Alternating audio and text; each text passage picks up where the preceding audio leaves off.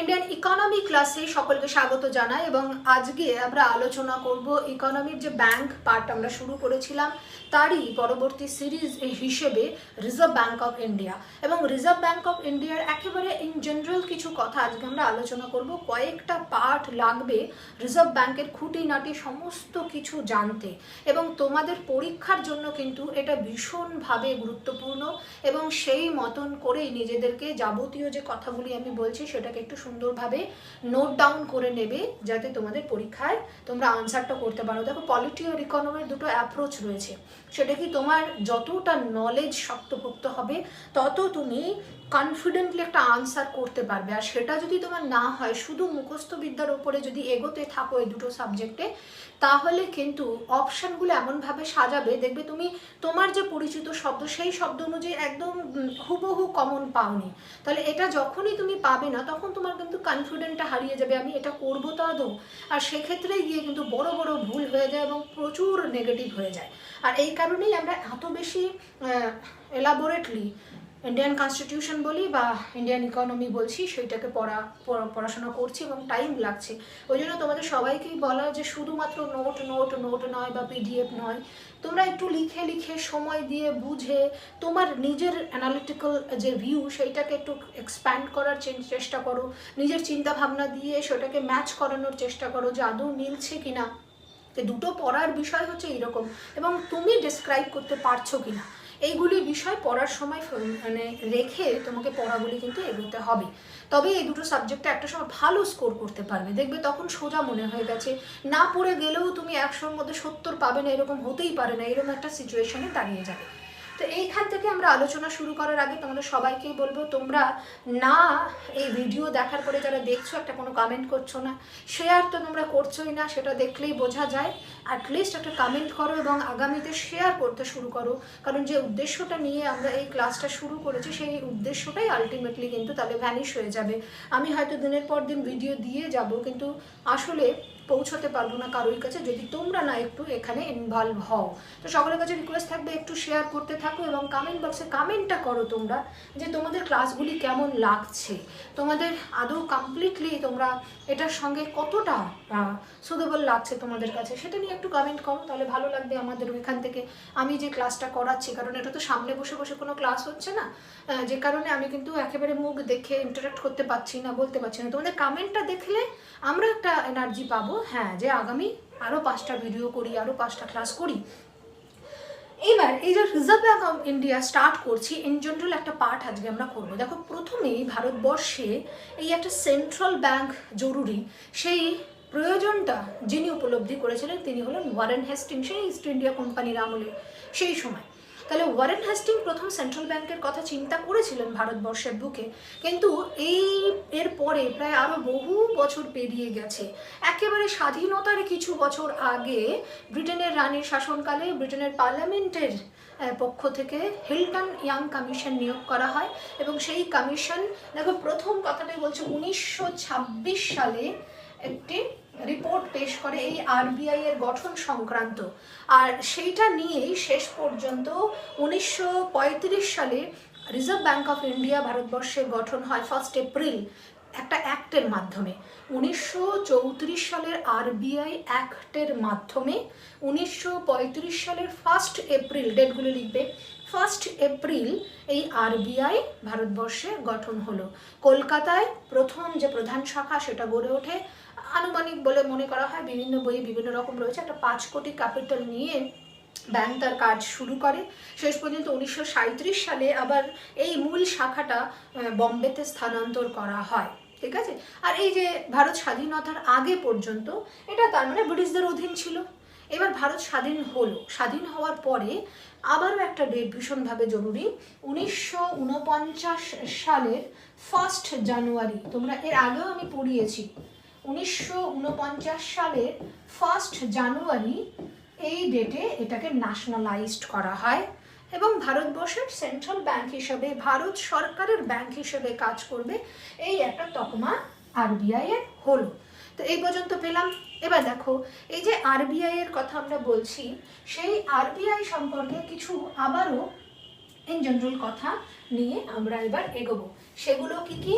প্রথম কথাটায় এই যে আরবিআই এর প্রথম গভর্নর কে ছিলেন তোমরা সবাই জানো, স্যার অসবর্ন অরকল স্মিথ ছিলেন আরবিআই এর প্রথম গভর্নর। ওকে,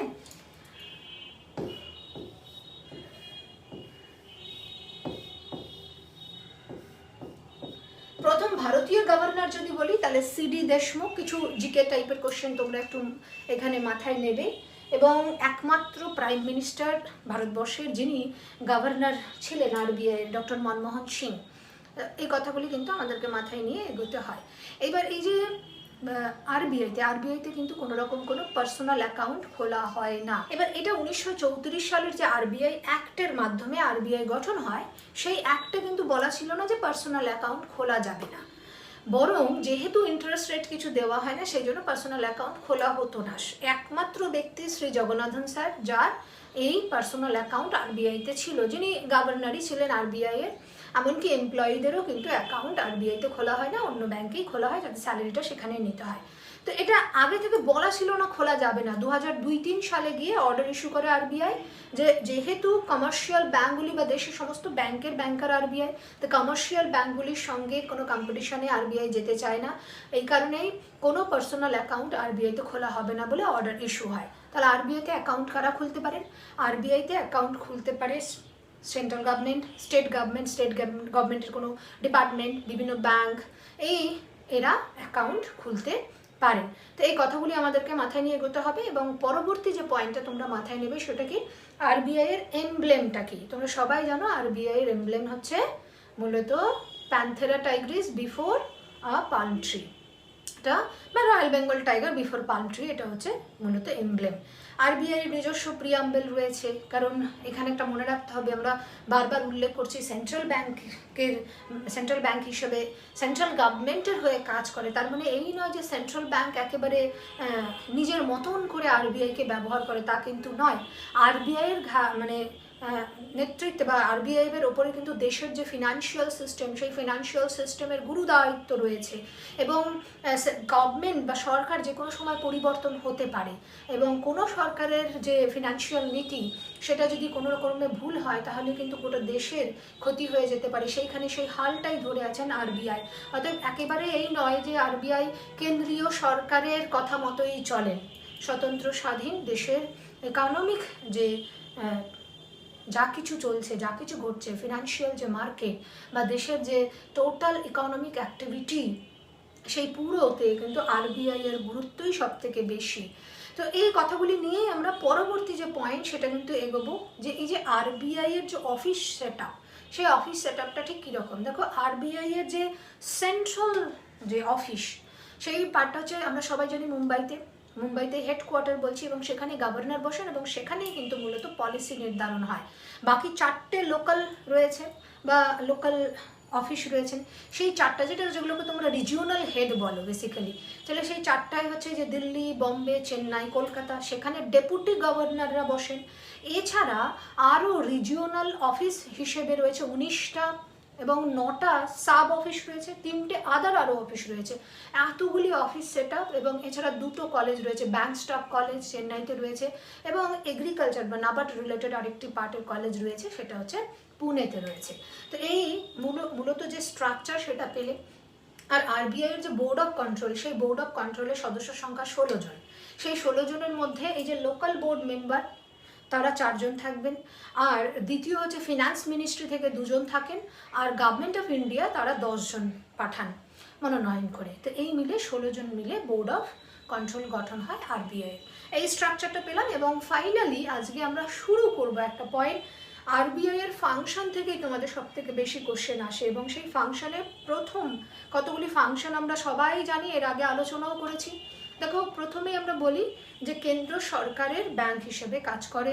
দ্বিতীয় পেয়েছি bankers of all banks in India, সেটা পেয়েছি। 3 নম্বর হচ্ছে ফরেন কারেন্সির রিজার্ভ বা তত্ত্বাবধান যার হাতে থাকে তিনি হচ্ছেন আরবিআই।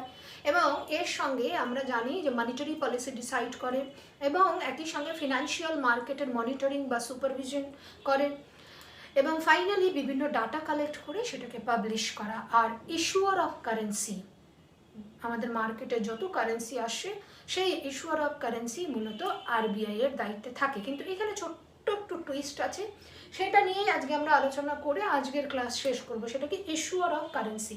প্রত্যেকটা পয়েন্ট আলাদা আলাদাভাবে আলোচনা করতে হবে। ক্রেডিট কন্ট্রোল পলিসিও আরবিআই এর দ্বারা করা হয়ে থাকে ভারতবর্ষের ফিনান্সিয়াল মার্কেটে, মানি ফ্লোটাকে কন্ট্রোল করার জন্য, কন্ডিশনটাকে আলটিমেটলি স্টেবিলাইজ করার জন্য।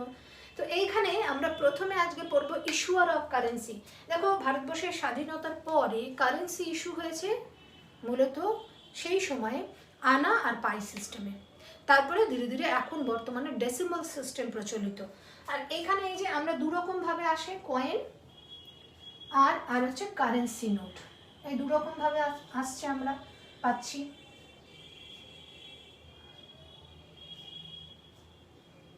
এখান থেকে তোমাদের প্রশ্ন কি আসে, দেখো কয়েন, যত রকমের কয়েন রয়েছে আর তার সঙ্গে 1 টাকার নোট, এই কয়েন এবং 1 টাকার নোট প্রচলনের দায়িত্বে থাকে ফিনান্স মিনিস্ট্রি, আর এই দুটোতে সাইন থাকে হচ্ছে ফিনান্স সেক্রেটারি, স্পষ্টভাবে পরীক্ষায় জিজ্ঞাসা করে। বাকি 1 টাকার নোটের উপর 2 টাকার নোট এবং তার থেকে সকল বড় নোট, সেই নোট প্রচলনের দায়িত্ব হচ্ছে আরবিআই এবং সেখানে স্বাক্ষর থাকবে আরবিআই এর গভর্নরের। কয়েনকে লিমিটেড লিগাল টেন্ডার বলা হয় আর কারেন্সিকে আনলিমিটেড লিগাল টেন্ডার বলা হয়ে থাকে। লিমিটেড লিগাল টেন্ডার কেন বলা হয়, একজন ব্যক্তিকে আমি যখন কয়েন ট্রান্সফার করব তখন তাকে একটা নির্দিষ্ট পরিমাণ পর্যন্তই কয়েন হিসেবে আমরা দিতে পারি, তার থেকে বেশি দিতে পারি না। 2011 সালে আরবিআই এর নিয়ম অনুসারে আমরা যখন জমা করছি বা হ্যান্ডওভার করছি, সেটা কয়েন হিসেবে সর্বোচ্চ 1000 টাকা আমরা কিন্তু জমা করতে পারি। এইও একটা প্রভিশন বা একটা অর্ডার রয়েছে। তো এটা কয়েন বলতে আমি কোনো ব্যক্তিকে এই পরিমাণই সর্বোচ্চ দিতে বাধ্য করতে পারি, তাকে আমি জোর করতে পারি না। হ্যাঁ, হতে পারে তিনি যদি 5000 কয়েন নিতে চাইছেন, নিচ্ছেন, সেটা আলাদা বিষয়, কিন্তু জোর করা যাবে না। আর 2 টাকার নোটের বেশি, 2 টাকার নোট এবং তার বেশি নোট হিসেবে যদি কোনো কাউকে আমরা টাকা ট্রান্সফার করছি বা দিচ্ছি, হ্যান্ডওভার করছি, তখন সেক্ষেত্রে কিন্তু আমি যদি 2 লক্ষ টাকাও দিই, সেক্ষেত্রে তিনি নিতে বাধ্য। তো এই দুটোর নিরিখে বলা হয় limited legal tender, unlimited legal tender. তো আমাদের এখান থেকে এই যে ইস্যুয়ার অফ কারেন্সি, এইটুকু আমরা আজকে এখানে আলোচনা করলাম। কিন্তু এর পরবর্তীতে আগামী ক্লাসে আমরা আলোচনা করব এখান থেকে যে আরবিআই কি রেশিওতে ইস্যু কারেন্সি করে, আরবিআই কেন প্রচুর টাকা ছাপিয়ে পভার্টি অ্যালিভিয়েশন করে দিতে পারছে না ভারতবর্ষের এইরকম দারিদ্র, তা সত্ত্বেও প্রচুর তো টাকা ছাপিয়ে দিয়ে দেওয়া যেতে পারতো, সেটা কেন হয় না একটা ইকোনমিতে, এবং তার মারাত্মক ফলাফল কি কি হতে পারে, কোন কোন দেশগুলি এই একই কার্য করে ভীষণভাবে ভুক্তভোগী হয়েছে, এই সমস্ত আলোচনা নিয়ে দেখা হবে তোমাদের সঙ্গে পরবর্তী ক্লাসে। সবাই সুস্থ থেকো, ভালো থেকো।